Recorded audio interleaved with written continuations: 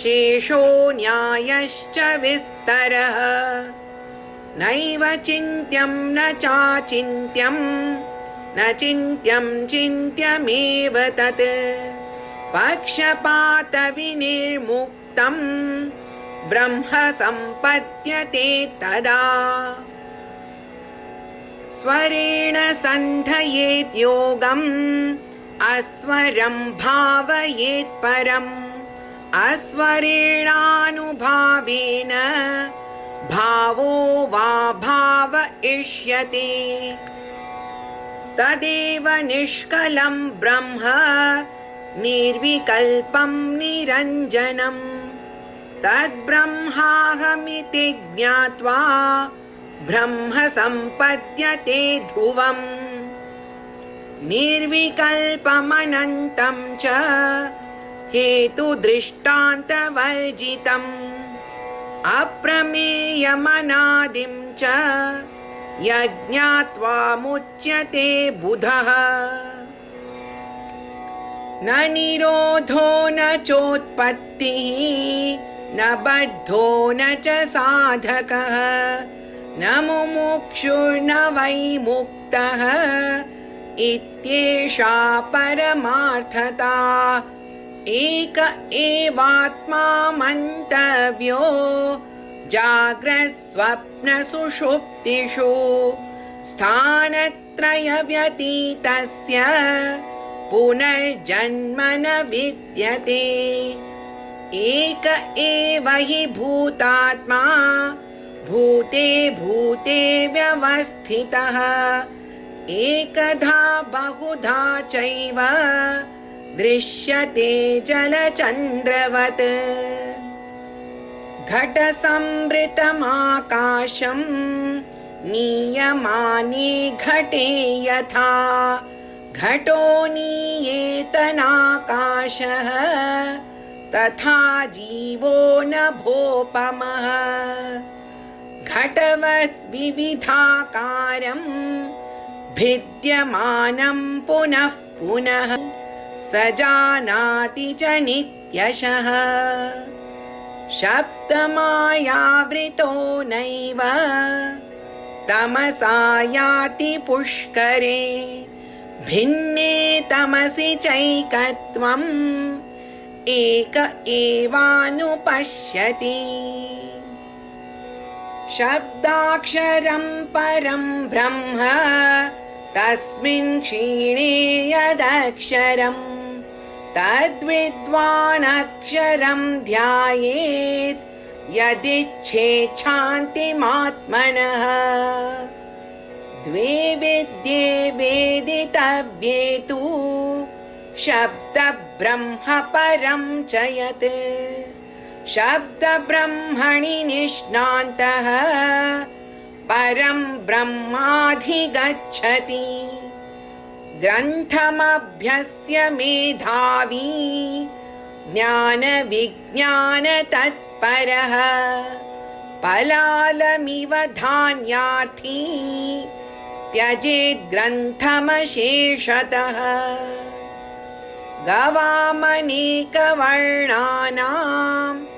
क्षीरस्याप्येकवर्णता क्षीरवत् पश्यते ज्ञानं लिङ्गिनस्तु गवां यथा घृतमिव पयसि निगूढं भूते भूते वसति विज्ञानं सततं मन्थयितव्यं मनसा मन्थानुभूतेन ज्ञाननेत्रं समादाय उद्धरेत् वह्निवत् परं निष्कलं निश्चलं शान्तं तद्ब्रह्माहमिति स्मृतम् सर्वभूताधिवासं यत् भूतेषु च वसत्यपि सर्वानुग्राहकत्वेन तदस्म्यहं वासुदेवः तदस्म्यहं वासुदेव इति।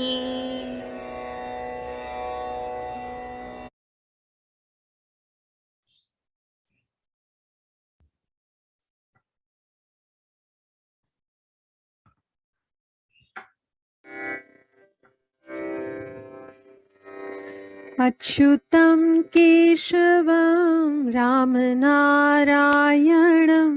कृष्णदामोदरं वासुदेवं हरिं श्रीधरं माधवं गोपिकावल्लभं जानकीनायकं रामचन्द्रं भजे अच्युतं केशवं सत्यभामाधवं माधवं श्रीधरं राधिकाराधितम् इन्दिरामन्दिरं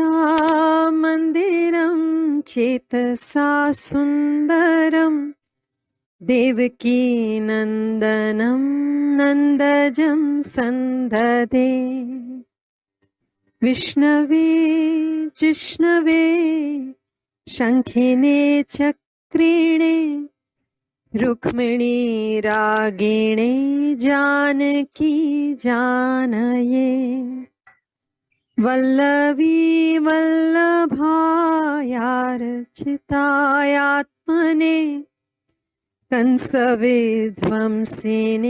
वंशिने ते नमः.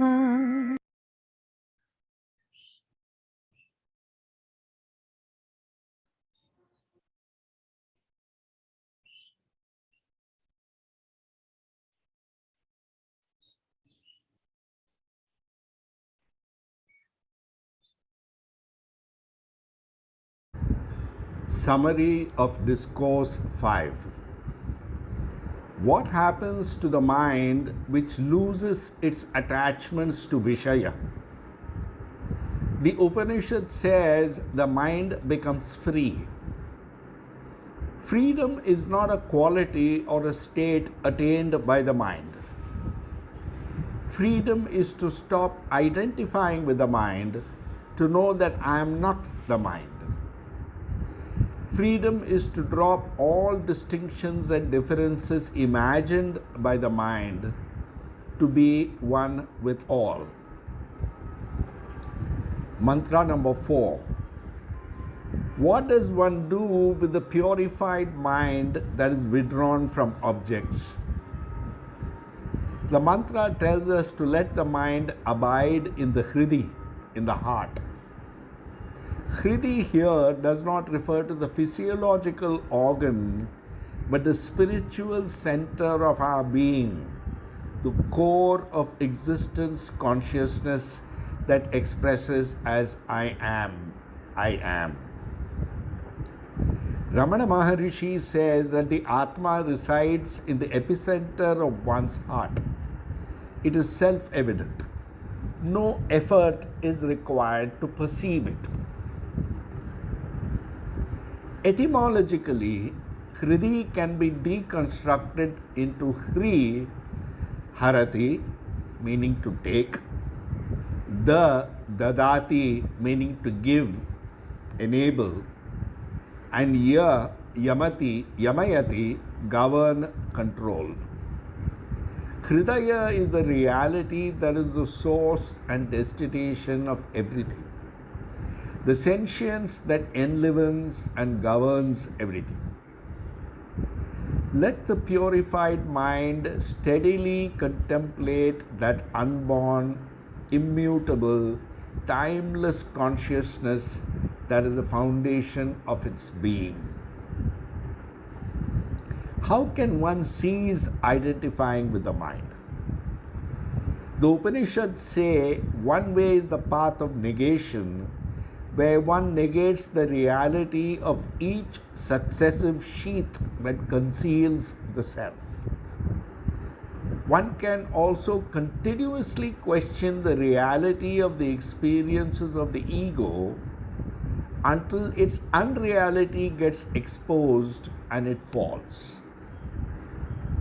This inquiry demands constant self-awareness and questioning. Bhakti, Seva, Puja, and Japa are all practices that help one to keep the mind abiding in the heart. Abidance is not attained or acquired.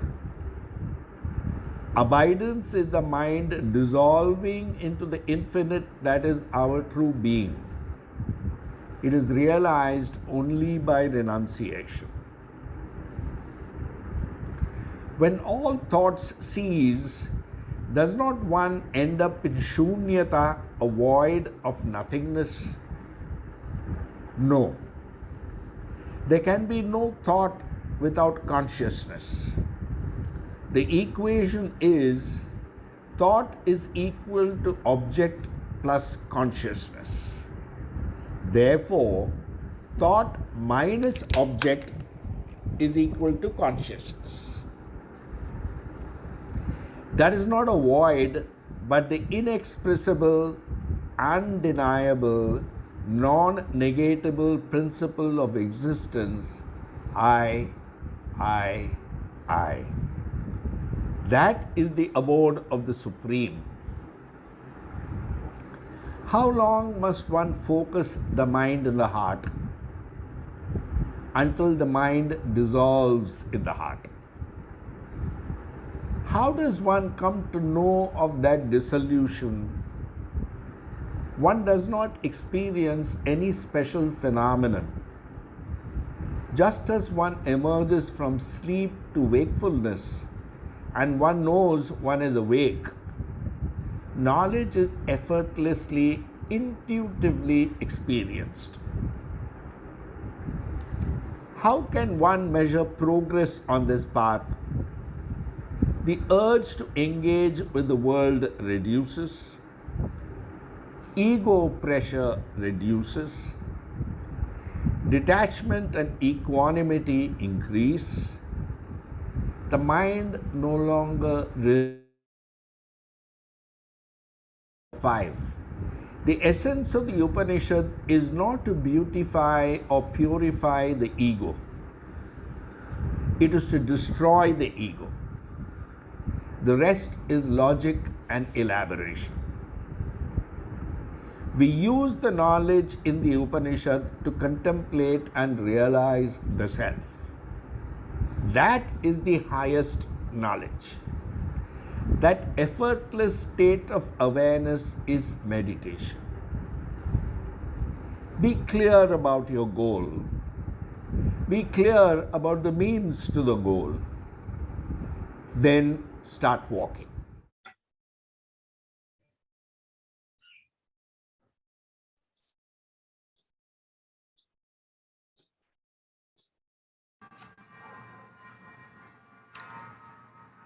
Hari Om Swamiji. Om.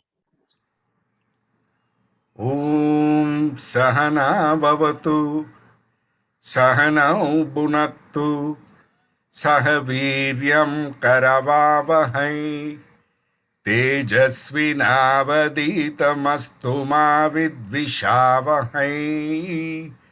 Om Shanti Shanti Shanti. Samasta Jana Kalyane Niratam Karunamayam Namami Chinmayam Devam Sadgurum Brahma Vidvaram. Hari Om Swamiji. Respectful pranams to you and pranams and welcome to the other sadhakas who are present today. The Sampurna Yajaman for today's program and other discourses on Amritabindu Upanishad are Sri Chittur Manohar, Srimati Jolly Silvipat, Srimati Nirja Birla, Srimati Radha Kini. The Upayajmans for the whole program are Srimati Chitra Vora, Srimati Kalpana Morparia, Sri Kishore Mallarpur, Srimati Kumud Jnanendra Mishra, Srimati Preeti Saxena. Today's Dainik Yajmans are Sri Ravikumar Karvi, Srimati Veena Rajpal, Srimati Rupa Kumar. With this, I request Swamiji to commence his discourse.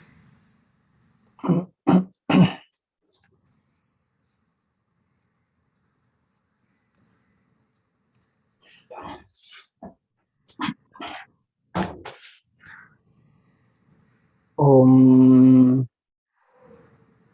सदाशिवसमारम्भां शङ्कराचार्यमध्यमाम् अस्मदाचार्यपर्यन्तां वन्दे गुरुपरम्पराम् श्रुतिस्मृतिपुराणानाम् आलयं करुणालयं नमामि भगवत्पादं शङ्करं लोकशङ्करम् समस्तजनकल्याणे निरतं करुणामयं नमामि चिन्मयं देवं सद्गुरुं ब्रह्मविद्वरम्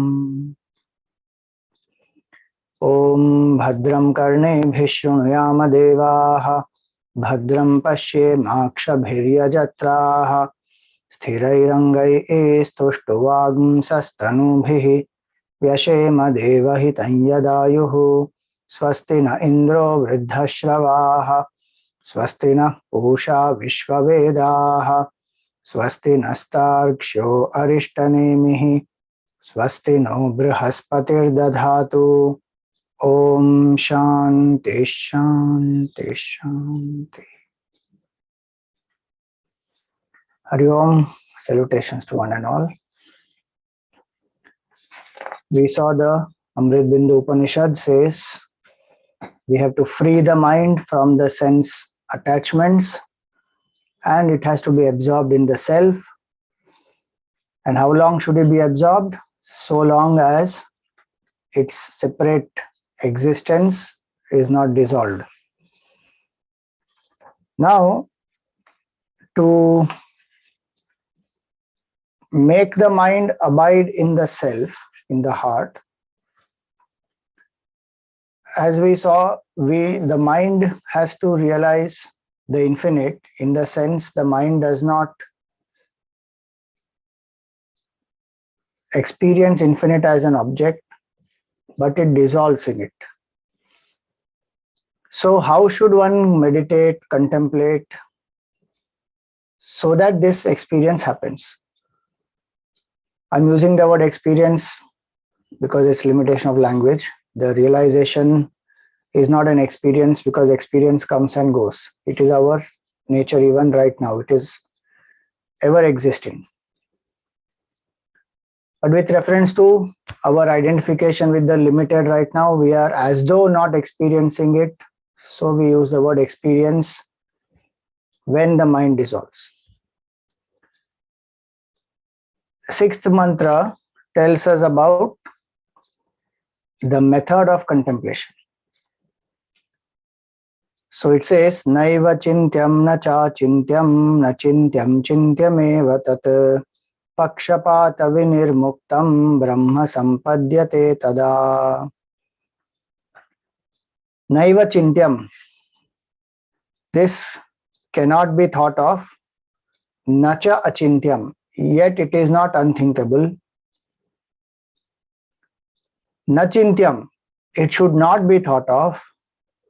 Chintyam evatat, yet that alone is to be thought of. Now this appears very confusing, but we have to understand this carefully. How does mind experience anything? Mind retains its identity as a subject and then it conceptualizes, visualizes, imagines, and then experiences it as an object. So if one says apple, the image of an apple will come in the mind. Then that desire, okay, I must eat an apple, that desire will make that person seek it. Then one takes it, one enjoys it, then one feels, I have enjoyed the apple. So mind as the subject imagines, visualizes, seeks it, experiences it. It retains throughout this identity that I am the subject and I am enjoying some object. Same way it happens with the other objects in the world. It happens with emotions also. We experience happiness, sorrow, love, fear, excitement, generosity, so many things we experience. Same thing happens with the intellectual ideas. Some goals we have, some value system we follow, certain belief systems. I believe in God, I don't believe in God, I am a Democrat, I'm a Republican, I am a capitalist, I'm a communist, whatever. In all these, the mind has retained its separate identity as Mr. So and so, the subject, and then it experiences everything else as other than itself.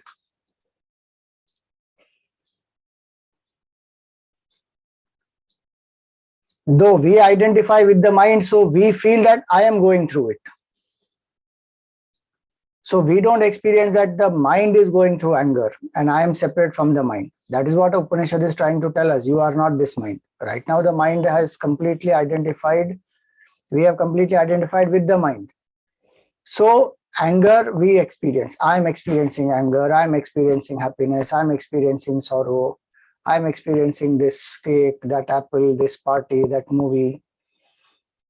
So that full identification has become complete with that. So it is as though I am experiencing. So I, the subject, think I am this mind, and now I am experiencing everything as the object. And when this Mr. So and so small I has gone to sleep in a deep sleep state, then there is no object to experience.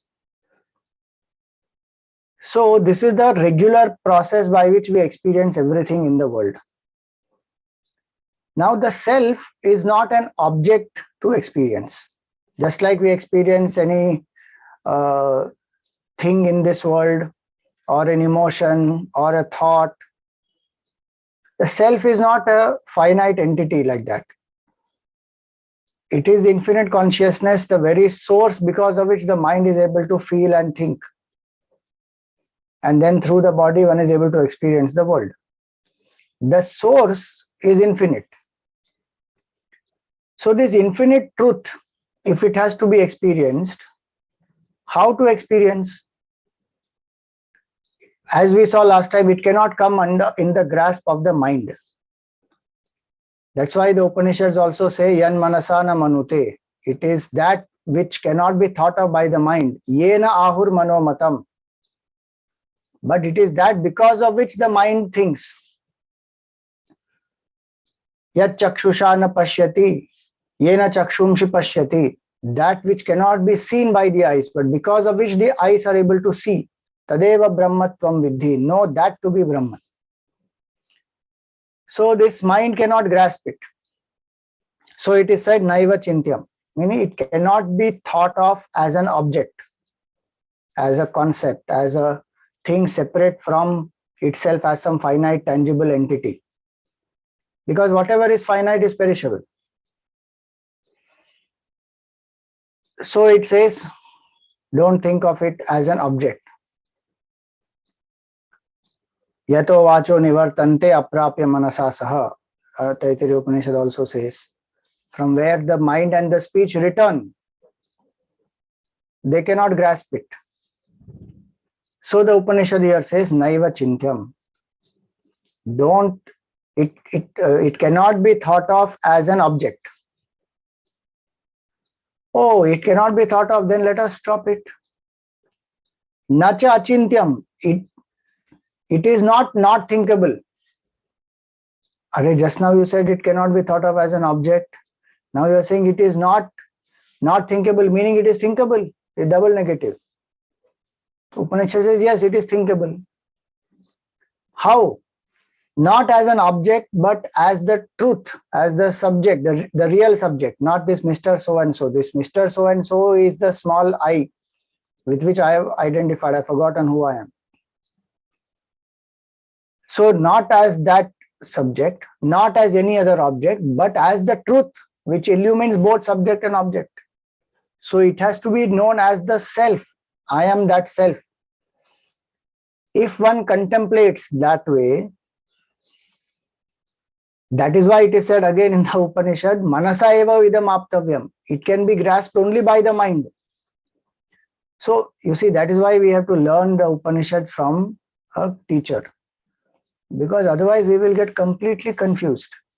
We will think what these people are going on contradicting. At some place they are saying it cannot be grasped. At some place they are saying it can be grasped only by the mind, not by nothing else. What is this? Because the levels are not clear. it can be grasped only by the mind. Why? Because this human body, this buddhi which we have, mind and intellect that we have, that is most unique. It has the ability to do vivek, sukshma vivek.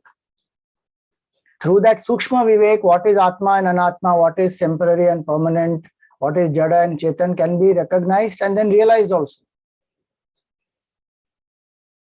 No other body we can do that. In all other bodies, there is bhoga only. This is karma yoni. This is manusha yoni is karma yoni. Yeah, that's why in 84 lakh species, this is the one unique birth, human birth.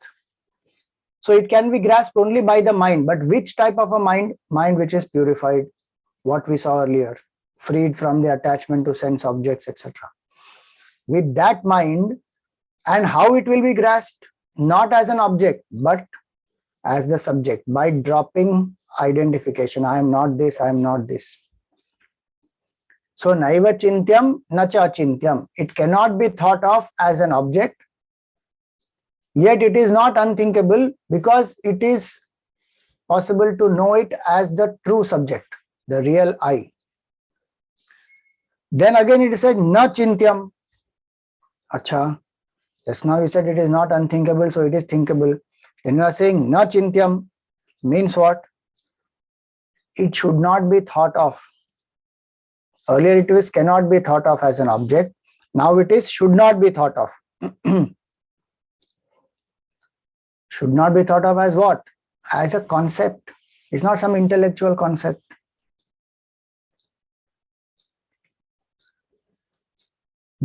Why? Because intellectual concept is based on some logic, some reasoning.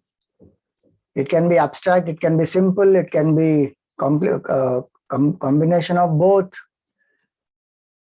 It's again a tangible, finite thing. This is concept-free awareness. Any concept is limiting. Infinity cannot be brought down under any concept. Oh, but just now we are saying, Upanishads, they keep saying so many concepts about self. It is unborn, it is undying, it is unchanging, it is imperishable, it is, substratum. So many things it says, all those are concepts only. Then what else it is? They are not concepts. They are to negate all concepts. Those are the pointers. When it is said it is unborn, whatever is born, we have to drop. Whatever is born, we have to drop. Then what remains? Nothing remains. The entity who is dropping, even that entity you drop, the real I alone will remain. That is unborn. What is unborn cannot be explained, but what is born can be dropped. So that is why it is concept-free awareness. Unborn is not to say that the truth is a concept called unborn. Unborn is a concept to say everything which is born, leave it. Undying, everything which is perishable, drop it. What remains? The real I is imperishable, which observes all changes and all things which perish. That real I alone remains. If I drop everything, all objects dropped, and then the subject also who is thinking about it dropped, the real I beyond subject-object remains. That is the truth. So this is concept-free awareness. No concept can limit the self. Every pointer is to destroy some wrong notion or some concept we have created of the self. And that is one reason why the language of contradictions is used by the masters. Like here, it can be thought of, it cannot be thought of, yet it is not unthinkable. So language of contradictions. It is smaller than the smallest, yet greater than the greatest. Anoraniyan mahato mahiyan. It is farther than the farthest. Tad dure. Yet it is nearer than the nearest. Tadvantike. So the concept of space, distance, all that goes. It is eternal. So the concept of time goes. These are not to define the self. The concepts are for things in the world. We can have concepts for so many things. Every subject, every field, there are so many concepts and ideas, and some are implemented, some are not yet implemented. Maybe in future they will be implemented. Some remain only as theories. So everything we experience it through some concept we have created. Beauty also. So many concepts we create, and then we make them into stereotypes. Then we have to break the stereotypes. White color is the superior color. Who said that? But the world goes on in that. And how much torture one has done based on just the skin color? How many lives destroyed and exploited just based on skin color, pigmentation, concept. Same way, all this democracy and capitalism and communism, socialism, all concepts. Every concept will deal with something finite. Every concept will have some positives and some negatives. So if we think that self also is a concept, which is what people say, the concept of God has been created by human beings to control the society. First of all, God is not a concept. If anything is a concept, that is not God. That's what the Upanishad is saying. How is God a concept? God is the ever-present reality here and now, beyond all concepts, which is experienceable immediately without any medium. Concepts are experienced through the medium of the buddhi. God is not experienced through any medium. That's why it is immediate experience. Aparoksha anubhuti it is. Immediate experience here and now.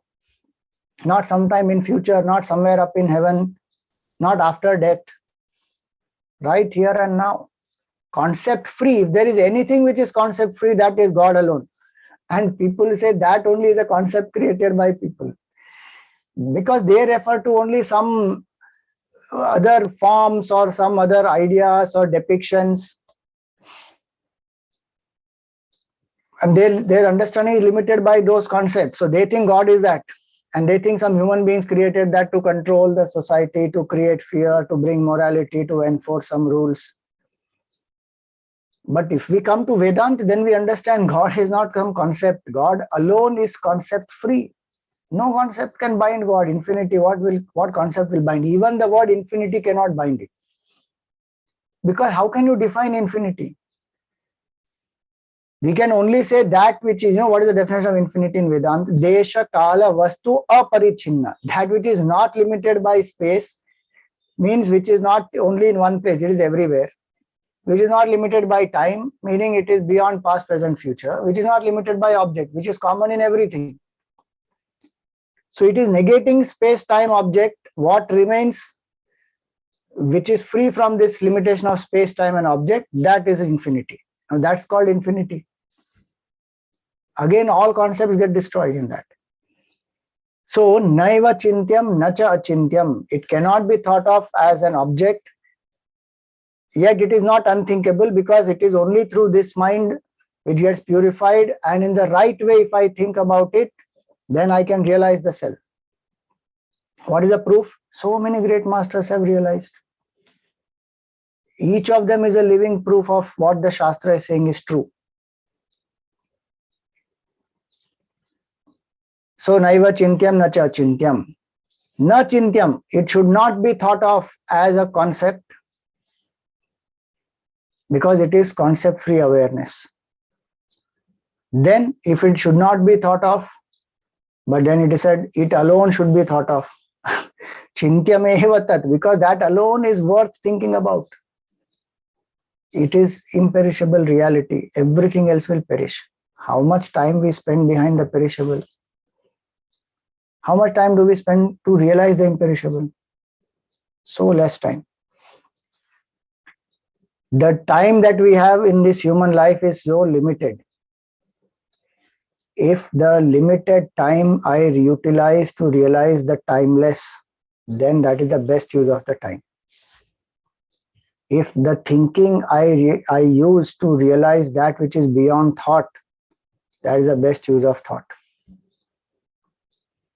Gurudev used to say this, act to become actionless, worship to become the worshipful, meditate to become the meditated. That's the best use of human life. So it alone is worth thinking about. Brahma and Dharma, these are only two things worth thinking about honestly in this world. Obviously, Dharma will include everything, bhakti, karma, jnana, all that. Brahman is absolute truth. What else is worth thinking about? It has its relevance, importance, there is no doubt, at certain relative level. But when we come to the macro picture of evolution itself and the realization, then everything in its place is all right, but we ignore the truth in pursuit of everything else which is perishable. Which is why it is said chintyam eva tat, meaning tat eva chintyam. That alone is to be thought of. Somebody, how can we think 24 hours that alone? We have family, we have children, we have house to take care of, we have profession to do, we have social life. We can't keep thinking of that only. That's why that preparation is required. That karma yoga, etc. If I do with the bhav that everything I'm doing is dedicated to the divine. That is called thinking all the time of that. It doesn't mean only sit in one place and do japa. The bhavana is all this is dedicated to the divine. I consciously keep reminding myself and act out of that bhav. That is karma yoga. Then I come to upasana, I do the sadhana, I chant the mantra, or I take up any other upasana and sublimate this ego. Then one comes to Upanishad, where one is steadily contemplating on the self. And through the day one maintains that this role I am playing, I am not this jiva, I am that consciousness, I am that supreme Brahman, or I am the sakshi, full time, as much as one can. Be aware. That is a sadhana. That's why it is 24/7. It is not some weekly sadhana that one can do once in a day, one can go for few minutes in a day, one can sit. That can be a good beginning, but it has to be through the day. So, naiva chintyam, meaning it cannot be thought of as an object. Nacha achintyam, meaning it is not unthinkable, meaning it can be thought of as the subject. Na chintyam, it is not thinkable as a concept. But chintyam eva tat, it alone is to be thought of as the true subject beyond all concepts. That's the meaning of the first line. You know, one ant and elephant joke I read somewhere. It was very nice. This elephant was going, and suddenly this ant stops the elephant. Stop. So the elephant stopped. So what happened? Ant didn't say anything. The ant went around the elephant, observing the elephant from top to bottom, and is going around. This elephant is also saying, what is this ant doing? Is going all around me. And after the ant saw the whole elephant, again came to the front and gave a very deep sigh. So the elephant said, what happened? So the ant said, you know, I lost my swimsuit. I just wanted to check whether you are using it. But you know, you don't have the swimsuit. So again, I have to search now, where did I lose my swimsuit? That example sounds very, this story sounds, either funny or strange. But the conclusion is, perhaps an elephant can fit into the swimsuit of an ant, but God cannot fit into the concepts of human intellect. That is the point. Any concept we make, including Sat, Chit, Anand, pointers, are not concepts. Sat is to negate that state of realization of the state of the self, because some people think it is a state of non-existence. To negate the concept of non-existence, it is said it is not non-existence, it is existence. Some people think it is jada, it is inert state. To negate that inert state, it is called, no, it is consciousness, chit. Oh, it is a dull, boring state. No, to negate that, it is said it is the state of ananda, bliss. All are to negate. When we negate, what remains? that state of infinity is the truth. And that we can realize only through this mind, purified mind, where the mind loses its existence. So the mind contemplates on the self as I am that. Today we think that I am this. So the mind says I am angry, I am happy, I am sad, I am this, I am that, son of so and so. All those identifications, it drops. Then I am that infinite pure consciousness beyond all thought, beyond all concepts, not the object, not the subject, the real I, which observes both the subject, the small I, and the object. That true self I am. That way, if one contemplates, then pakshapata vinirmuktam, one will realize that truth which is beyond all duality, beyond all partiality, beyond all pairs of opposites. Brahma sampadyate tada. That is the state of Brahman. One experiences at that time. So now this is the basic meaning. Now in contemplation, what does one do? One uses pointers of the self, it will come ahead also, to negate everything that I am not, to negate all that which is not self, and to assert that I am that infinite consciousness, not as an object, but as the subject. This I has to lose itself. Oh, Swami, that's very difficult, can't understand.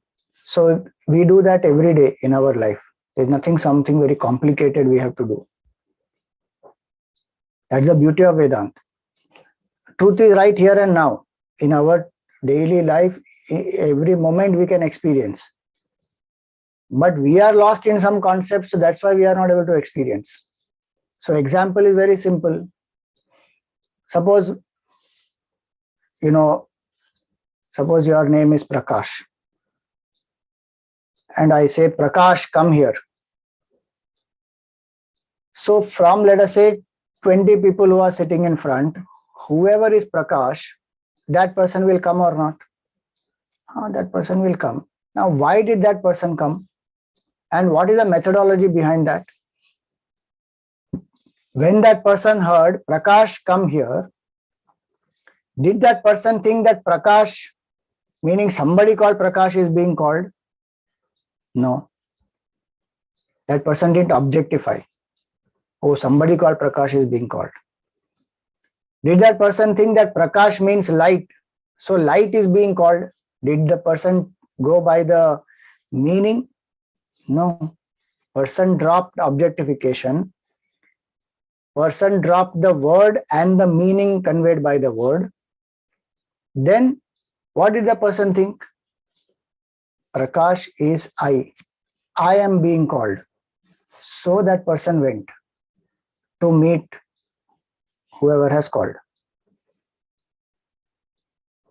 Same way, when we say bring the apple, we don't think some fruit is being told. Bring the apple. So the person who hears it, let us say it is some servant. Now that servant sees that is an apple. Now that person doesn't think that apple is some red color fruit. What is a red color fruit?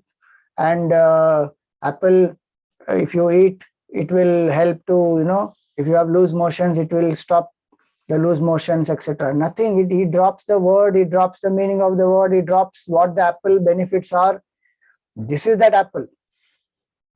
Take over. Everyday life we do all that continuously. Same way in contemplation, one is not meditating on some self. Oh, some self is achintyam, unthinkable. No. I am that pure consciousness, which is beyond thought. So now the word also gone, achintyam. The meaning of the word beyond thought also gone. And the objectification also gone. Then what one realizes? I am that achintyam. I am that infinite consciousness. I am not the mind. I am not the concept in the mind. I am that consciousness enlivening everything, which is beyond thought. So anything which is a thought, I will drop. Anything, including this word achintyam, drop. Because it is a thought, drop. What will remain? That is really achintyam. That is called aparoksha anubhuti. That is what has to be done in contemplation. So this is what he says: Naiva chintyam, nacha chintyam, achintyam, chintyam eva tat. If you see in the commentary, one very nice quote is there. Samarth Ramdas ji, he says, without becoming a thinker, think of that which cannot be thought of. Looks like some play of words, but it is not. Without becoming the thinker, because thinker is a small I. Without becoming a thinker, think of that which cannot be thought of. How can I think without becoming a thinker? So I become a thinker and I think of the self, which is beyond thought. But when I'm contemplating on the self, which is beyond thought, a point comes where even the identity of the thinker goes. Object, the self is no more being thought of as an object, self is no more being thought of as a subject. What those words indicate, what is that state beyond thought, there one has lifted oneself and just stops. That is the state of realization. Brahma sampadyate tada. So step by step, if we have to go using the thinker, the attitude that I am a meditator, I am a seeker, we drop attachment to all objects. Then it was said you bring the mind into the heart. Now this thinker has to go into the heart. Go into the heart meaning has to absorb in the heart. Meaning what? That I am not this Mr. So-and-so, I am that consciousness. Which is why Shravan and Manan is important. If I have heard from a teacher, I have understood properly, reflected upon it, cleared my doubts, then only Nididhyasan will happen. If I read simply from some books, I have not gone to a teacher, I have not studied properly, I have not clarified my doubts, some khichdi I have made, and then I have gone everywhere, doing all types of things continuously. Some meditation, pyramid meditation also, some crystal gazing also, and some Reiki also, and something. Continuously I keep on doing everything. Then khichdi will only happen. Because each one has a different purpose. In some one has to use symbols, supports. In this you don't have to use any symbol. You have to drop all symbols and supports. So then one gets confused. Because one didn't learn traditionally properly. That's the importance of parampara, going to the guru, studying properly. So if one has done that, then this will happen. So this shloka also tells us how much the importance is of our preparation of the mind.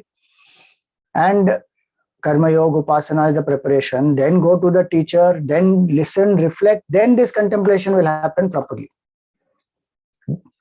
In the seat of contemplation, if doubts come, that means Manan has not happened. How can I be that which is imperishable? I have a doubt. Okay, now let me think about the logic. Why is it that I am imperishable? What is the scriptural logic? And all that I don't have to do in contemplation. That I should do in Mananam stage, in reflection stage. When I become convinced that yes, I am that consciousness, intellectual conviction has to come properly. Then contemplation will become effortless. That yes, I am consciousness, I am not the object, I am not this small I, the subject, I am beyond both. Because the small I keeps changing every minute. And in deep sleep it becomes dormant. But the real I remains throughout, not negatable. That is the truth. So that way, if I have done, then I will realize that this is the absolute. Now, so that is what this mantra is about, and which is why the Upanishad, when it says Atmava are drashtavyaha, shrotavyaha, mantavyaha, nididhyasitavyaha, that this self alone is that which is to be known in Taittiriya Upanishad. And how will it be known? Through Shravan, Manan, Nididhyasan. Not Taittiriya, sorry. In Chandogya Upanishad, when Shvetaketu returns from his Gurukul, Uddalak Rishi asks him, did you come to know that knowing which everything is known? And Shvetaketu answers in a very arrogant way. He says, if my teacher knew it, he would have taught. From the way that student was coming, Shvetaketu, Uddalak Rishi realized that he has not known the truth. So he asked him, did you know that knowing which everything becomes known? Shvetaketu said, if my teacher knew, he would have taught. Udala Krishi said, did you ask for it?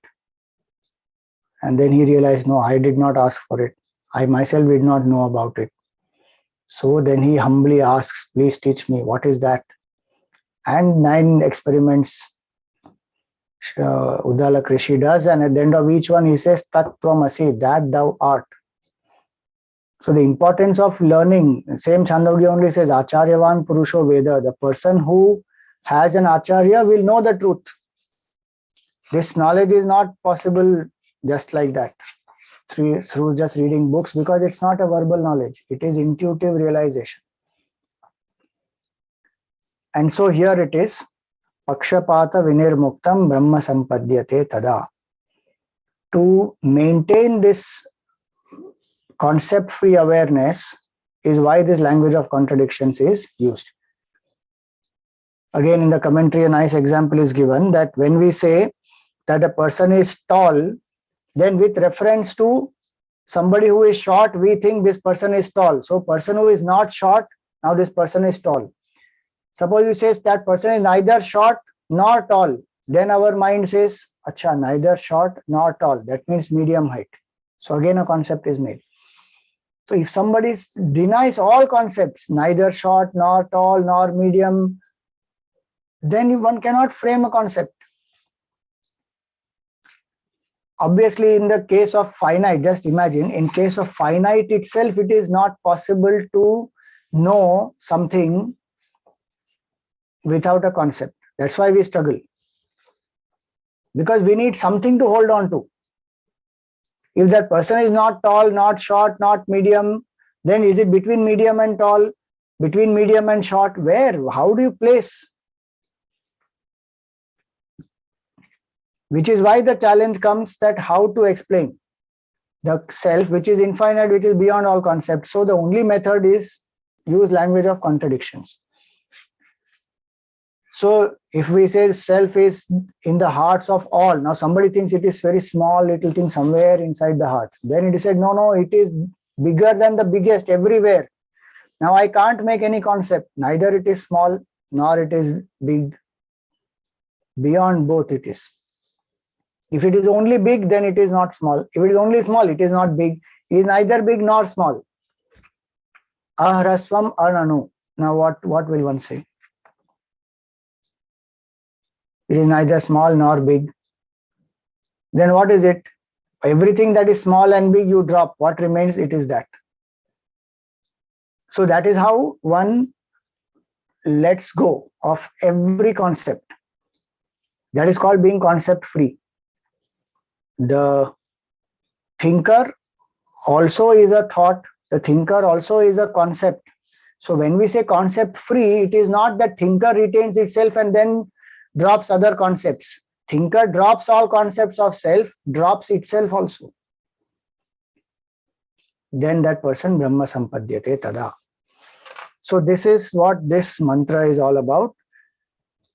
And why will one realize that? Because that is our true nature. That's the best part. Concepts are only entangling us, making us identify with something finite. If we drop all identification with the finite, infinity is our nature right here and now. Immediately we realize. So one doesn't have to doubt. If I drop all concepts, then maybe it is a void. It is not. It is a state of infinity, because void also is a concept. And the entity knows that void. So that entity also is a concept. The knower of that entity, the knower of that void is a concept, and the knower is knowing something which is a concept, that it is a void, means nothing is here. It's all blank. Both are concepts only. Self is beyond the thinker, beyond thought, beyond void. It is existence, consciousness, bliss. Again, pointers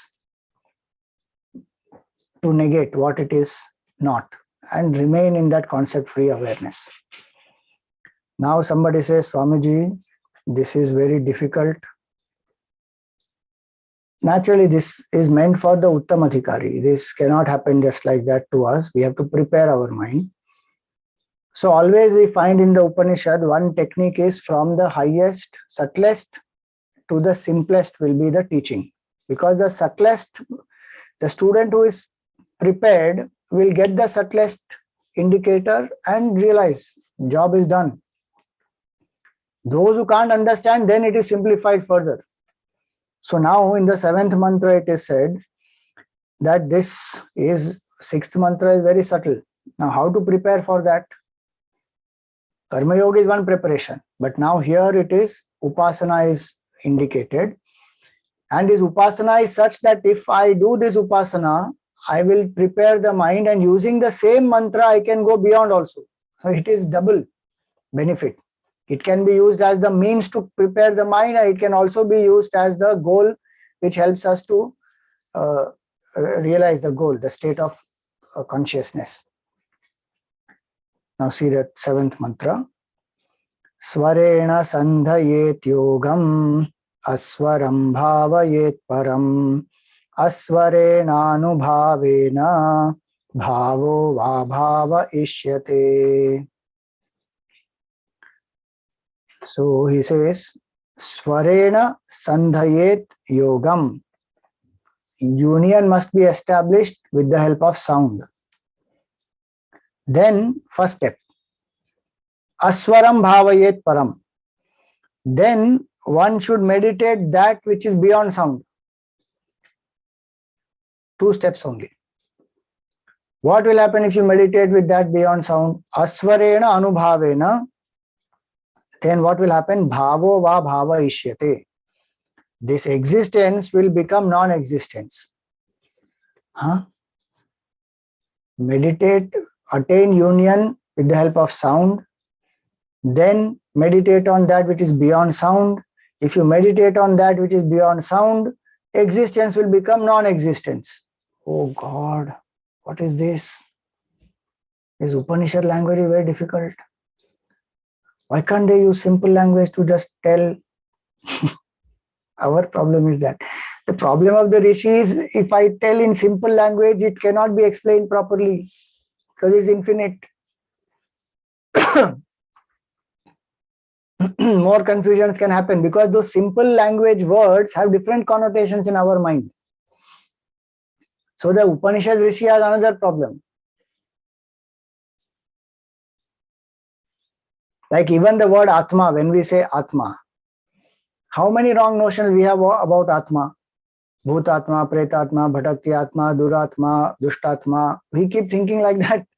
So the teacher, when the teacher has to use the word Atma, has to first define what is Atma. Sthula, Sukshma, Karana, Sharira, Vatiriktam, Panchakoshatita, San, Avasthatraya, Sakshi, all that. Sachidananda Swarupa, Yastishtati. All that one has to tell the student. Atma means this. Existence means this. Sat means this. Chit means this. Gross body means this. Subtle body means this. Causal body memes this. That's why Tattva Bodh and Prakarana Granthas are important to study. Otherwise, we will not understand. And these mantras, if we have studied the fundamentals, then it becomes very clear. Oh, this is what they mean here. Otherwise, we will get confused. Today, people want to read Upanishad and Gita directly, not wanting to go through step-by-step process. Then they get confused. Then they say, this is not practical. This is too subtle a philosophy. It is meant for mumukshu only. It is not meant for somebody who wants to just decorate one's life or make one's life into better organized life. For that, there are other granthas. Go for that. Upanishad knowledge is to dissolve the ego. So here, when it is said swara, swara here means what? So the word swara has many meanings. So swara can mean the 7 swaras in music. Swara can mean vowels in the Sanskrit language. Swara can mean 3 swaras which we have in Vedic chanting. The plain, then Anudatta, then Udatta, or even the 4th one, Pluta. So those are swaras, the intonations. Different meanings the word swara has. But in this case, so swara is not just sound here, or some musical notes, or some intonations, or some vowels. Swarena sandhayat yogam means Swara here means Omkar. Oh, how does it mean Omkar? Swayam Rajate iti Swaraha. That which is self-effulgent, self-shining, self-luminous, that Paramatma is called Swara. And the primordial Swara, the most basic sound, the first sound of creation is Omkar. That's why Swara here means that. And Aswara means, so Omkar means sound. And why only Omkar? Why not anything else? Why can't it be Bomkar, Gomkar? It can be anything. Jhum. Why it has to be Om? Because A, U, Ma represent all sound possibilities. And this whole creation is sound, vibrations. We may not be able to understand that because of the limitation of the senses, but even science says the entire thing is only vibrations. Energy, vibrations, whatever you call. Sound. So many, like bats, the sound that they can hear, we can't hear. Our ears have a limitation. Doesn't mean those sounds don't exist. Things that we can see with our limited eyes, there are other beings who can see much more. So our senses have limitation. A, U and Ma cover all the sound possibilities. So Om represents the entire manifest world. And Om is the shortest syllable indicating the Supreme. Om iti ekaksharam Brahma. And the Upanishad say, Om iti idagam sarvam. Om is all this. Why? Because that same primordial sound over grossification becomes this whole creation.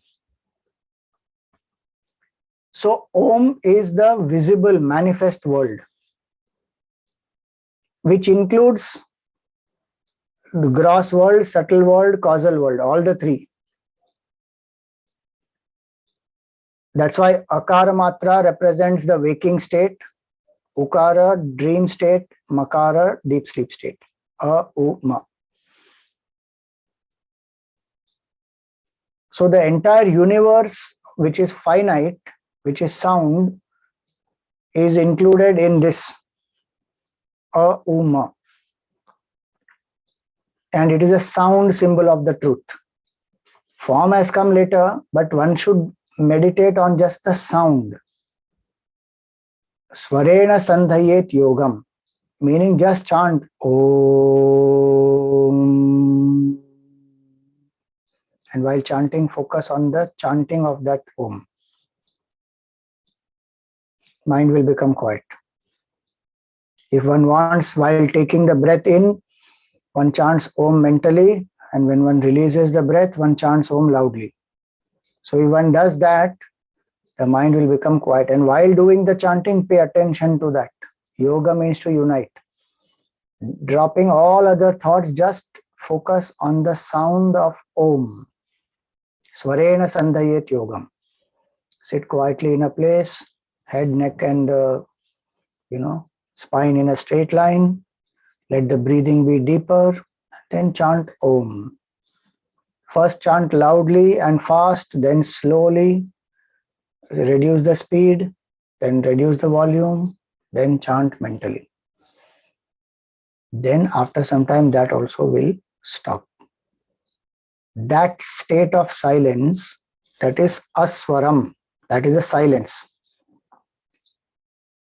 What is that state of silence? We may think it is silence of the mind. But if the mind is absorbed in that silence, all the thoughts and the thinker gone. That silence is our true self. Aswaram bhavayet param. That aswaram is param. That is the supreme state. One should not say that my mind is experiencing silence. Then I'm holding on to mind. Dissolve that mind in that silence. Focus on that silence. So initially, Gurudev used to teach us this. He used to say, chant Om, focus on the sound of Om. Then slowly shift the attention from the Om to the gap between the two Oms. That silence. That is the fourth matra. Amatra Om it is called. A, U, Ma, three matras. In between is the fourth one. Amatra. It is silence. That silence is consciousness. That is what I have to realize. I am that silence which is beyond mind, beyond all concepts, beyond all sound. These words I'm using because again limitation, how to express otherwise. But in that state, no words. One has to just know, I am that. Absorb, complete stillness. Any thought rises, one sees, I am that silence from which the thought rises, sound rises, stays, falls. Like how the sound rises from silence, it stays into it and it falls. Same way thought rises from me, it stays, it falls. I am not the thinker, I am not the thought. Who am I? I am the self.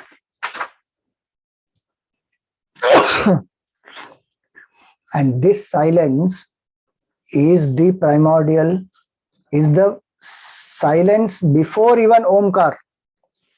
Om rises from this silence.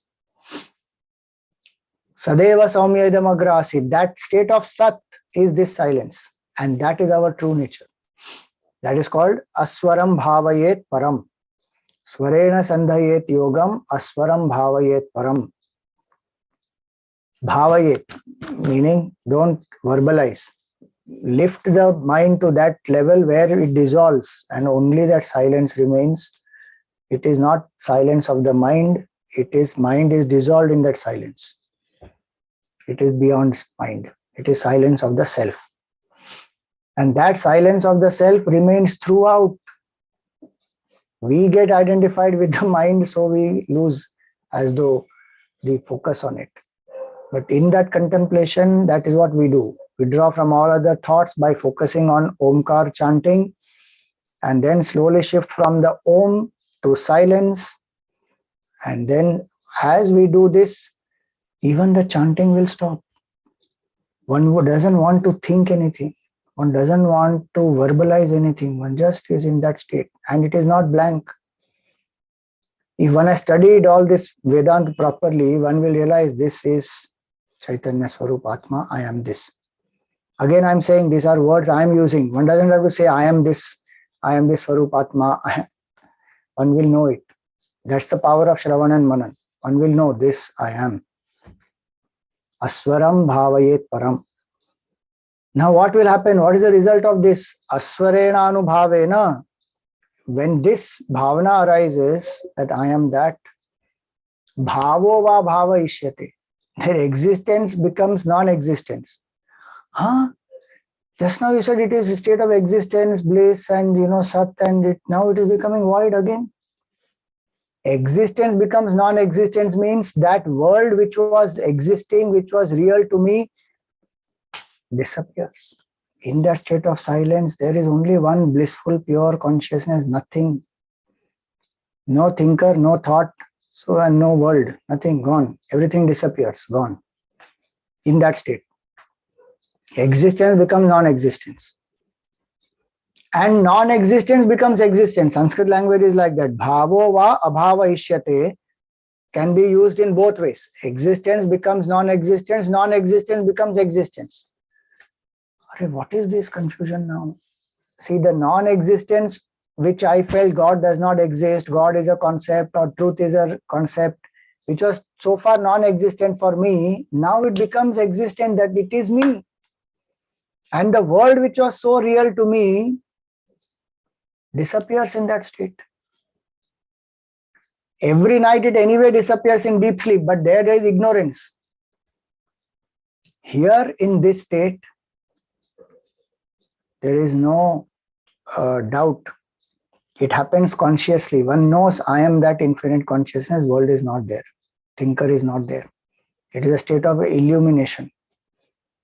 So bhavo va abhava ishyate means that it will, the existence becomes non-existent. So far, so if we have to understand in stages, let us understand this properly. In stage 1, world alone is real, there is no God. Because I believe only what I see. That is stage 1. Stage 1. World is, God is not. Stage 2, world is and God is. Because I realize from where did this world come? There has to be effect, then there has to be cause. And that cause cannot be finite, it has to be infinite. Cause cannot be inert, it has to be sentient.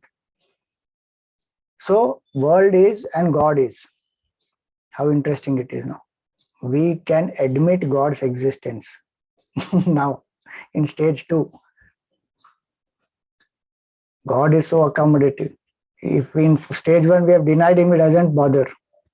Stage 2 we include saying, okay, now you exist, now I believe, okay, fine, you are there. God says, thank you very much. Very good.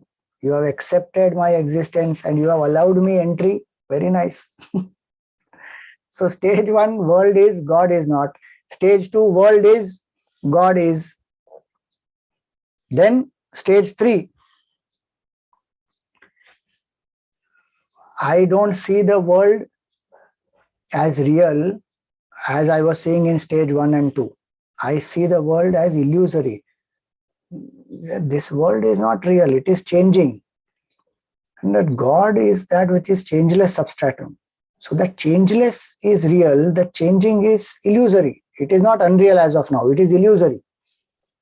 So why am I running behind it? Because it's continuously changing, and what I seek is changeless, permanent happiness. This world cannot give me. So one understands Vedant, one develops Vivek, Vairagya, Shatka Sampatti, Mumukshutvam, all that, and one says, no point in running if this world is illusory.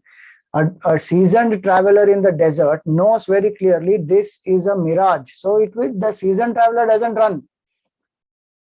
The novice will run. Oh, water is there, will run and get exhausted, panting, huffing, puffing. One will reach there.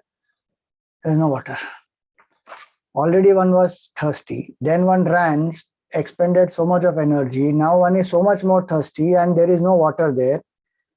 And then again it appears as though water is somewhere far away. The seasoned traveler knows there is no water there.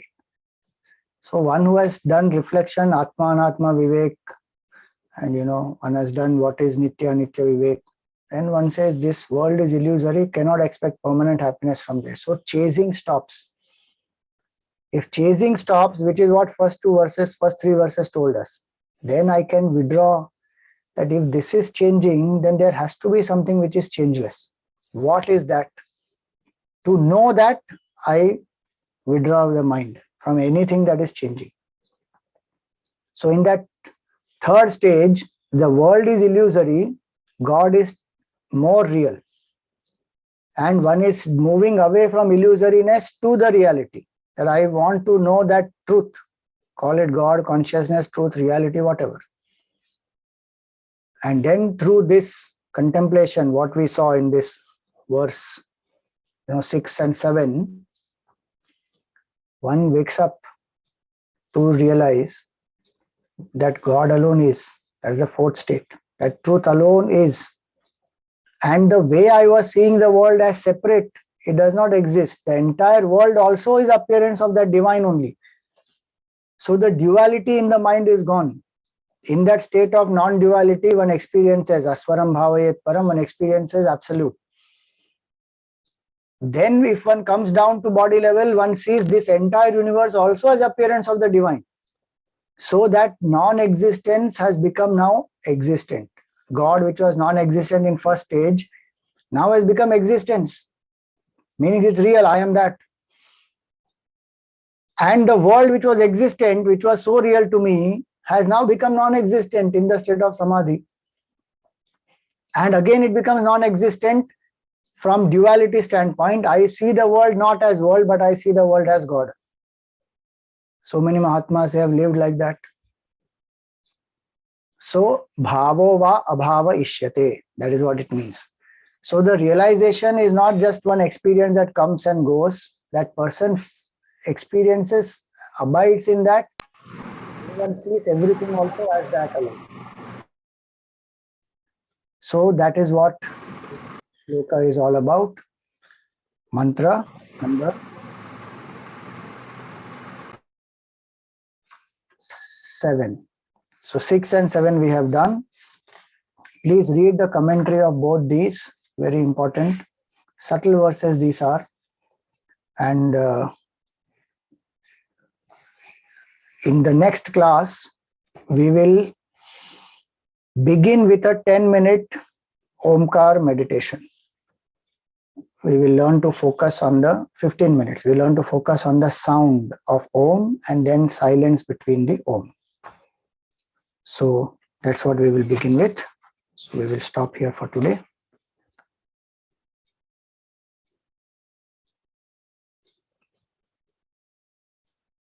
Yes, Manoharji, go ahead.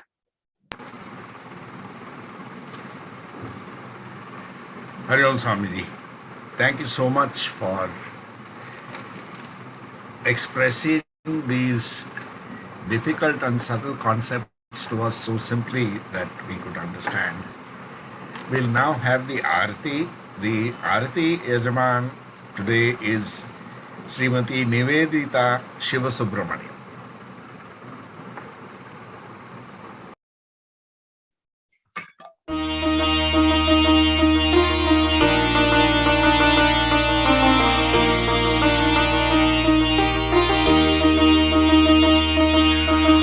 आरति श्री चिन्मय सद्गुरु की दिव्य रूप मूर्ति करुणा की आरति सद्गुरु की चरणों में उनके शांति समाए शरणागत की भ्रांति मिटाए पाप ताप संताप हरण की आरति श्री चिन्मय सद्गुरु की आरति सद्गुरु की वेद उपनिषद गीता को गाया धर्म सनातन फिर से जगाया शुद्ध नीति प्रीति शंकर की आरति श्री चिन्मय सद्गुरु की आरति सद्गुरु की सिद्ध माणिकी तपोभूमि में नित्य विराजे गुरु हमारे भक्त हृदय आनंद स्रोत की आरति श्री चिन्मय सद्गुरु की आरति श्री चिन्मय सद्गुरु की दिव्य रूप मूर्ति करुणा की आरति सद्गुरु की आरति सद्गुरु की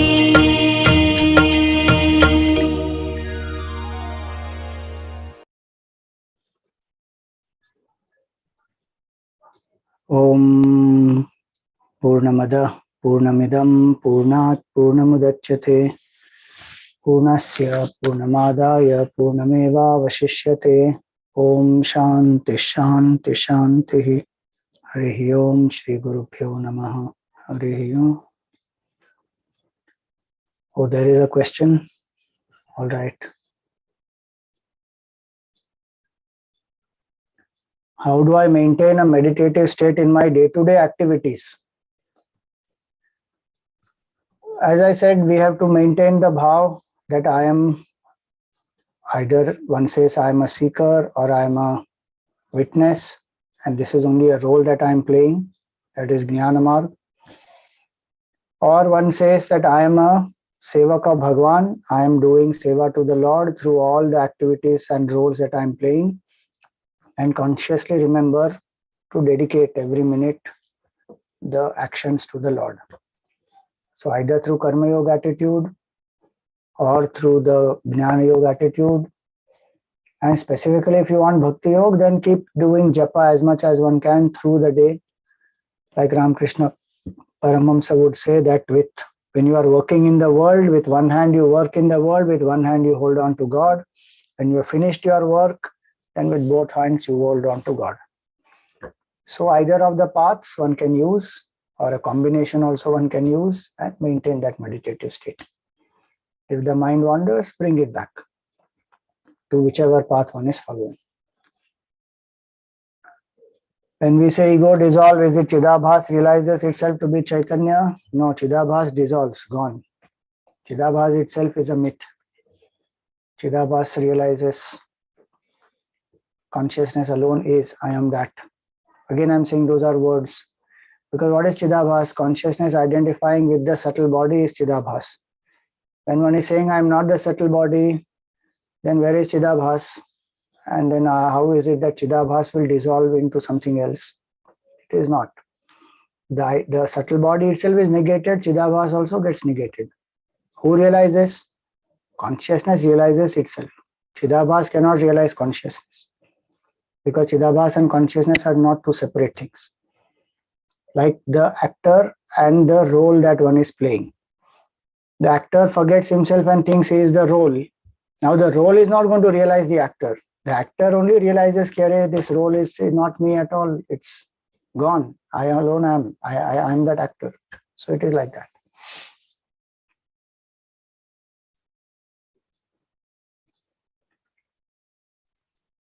Hari Om Swamiji, pranams to everyone. Swamiji, who or what is a mumuksha, and can you define him? And is a mumuksha related or connected in the process of attaining moksha? Please go back to the fundamental text of Vedanta.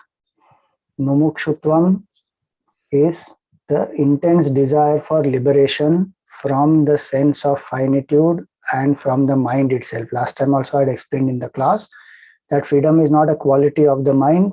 Freedom from the mind itself, the identification that I am this mind, I am the jiva, that intense desire to drop this identification and to realize my nature as infinite consciousness, that is called mumukshutvam. And that mumukshutvam, that is the quality in fourfold qualifications of a sadhak. And that without that one will not be able to pursue this path steadily and realize the self. So that is the first part of your question. What was the second part? Sorry, I forgot. Is it related or connected in the process of attaining moksha? It is related. That's the most fundamental qualification. Without that, one will not realize the self. Because the problem is false identification. And if I justify that false identification, there is no desire for mukti. Then I just want to retain this and just be free from some problems in my life. That is not the mumukshutvam referred to in Vedanta. In Vedanta, the mumukshutvam is drop the identification with anything that is finite and realize the infinite. That intense desire to know the infinite and drop identification with anything finite, that is called Tivra Mumukshutvam. And that is the qualification required to go to the Guru. The Uttam Adhikari will have that Mumukshutvam and will go to the Guru seeking the knowledge of the self. So the Brahma Jignasa will happen only then, when the intense Mumukshutvam is there. So it is a part of this process. Without it, process will not happen. Thank you, Swamiji. Okay, so before I conclude, many of you may be aware, but I just want to announce here that Guru Purnima is on 13th and we have 3 satsangs this year. 10th, we will celebrate at the Prempuri Ashram in Chinmay Sagar at Chowpatty from morning 10 to 12:30. 13th, which is the Guru Purnima day, we will have at Chinmay Pradeep in Pavai Ashram from morning 9:30 am to 11. And then same evening at Andheri, DN Nagar, we will have 6 p.m. to 8:15. All of you are welcome to attend offline. Please do attend offline, come together and express our gratitude to the entire Guru Parampara.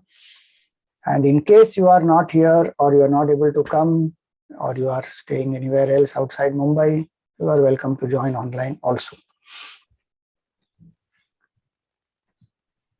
Okay, last question for today. Are all thoughts to be negated? How does one honor a thought and cut off the desire? See, if one wants realization of the self, all thoughts are to be negated, including the thinker itself. Now, if one wants to honor a thought and cut off a desire, then that is a different purpose. It may be a sadhana, it may be a preparation, like if one wants to, let us say, hold on to the mantra and then drop all other thoughts or drop all other wandering thoughts. That's a part of the process in sadhana. one wants to cultivate a value or one wants to emphasize a certain attitude. Those are preparations which also can be done. The process of cutting off and holding on can happen simultaneously, in the sense that if I hold on strongly to a particular thought, suppose I hold on to Om Namah Shivaya, any other thought or desire I should drop, let go. At that time, if the mind goes to anything else, just bring it back to that Om Namah Shivaya. Then I'm honoring that thought of Om Namah Shivaya and I'm letting go of the desire.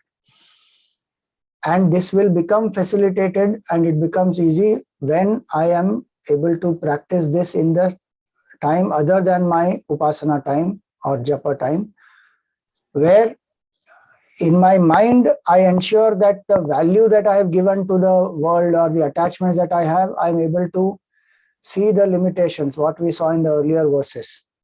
See the Pratipaksha Bhavana, develop Vivek, Vairagya. Then the desires will not erupt so much.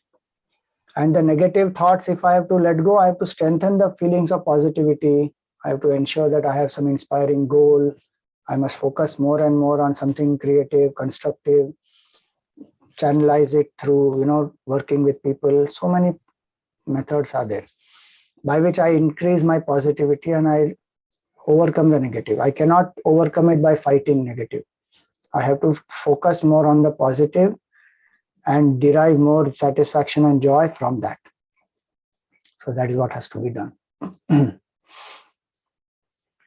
Okay, thank you everyone. Hari Om, Shri Gurubhyo Namaha. Hari Om.